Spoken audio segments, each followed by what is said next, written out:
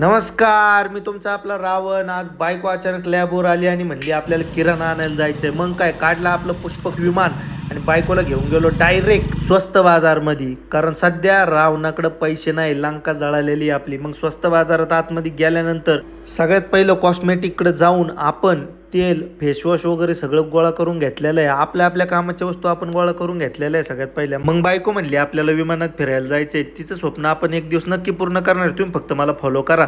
मग तिने टाकला सरप, म्हणली गप बसा नाही तर याच्यानेच धुई. मम्मीला म्हणलं आज आपल्याला मटण करू. मम्मी म्हणली आज गुरुवार आहे, तुला चपलानीच हाणीन. मग बायको आहे ना बारीक पोरांसंग खेळत होती. मम्मी म्हणली हिला आहे ना हिला बारक्यावानी करते, हिला फ्रॉकच घेऊ. म्हणली टोपी घेऊ.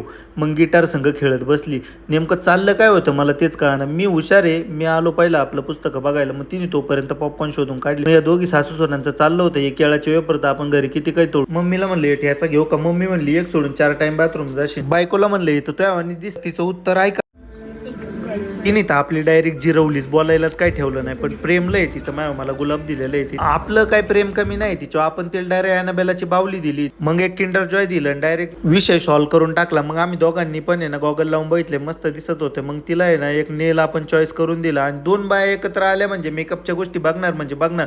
तोपर्यंत आपण आहे ना किराणा जमा करून घेतला. त्याला म्हणलं भाऊ तू टपाटपा आहे ना बिल मार. त्याने भलं मोठं बिल दिलं. मग काय घेतलं गोळा करून गेलो घरी.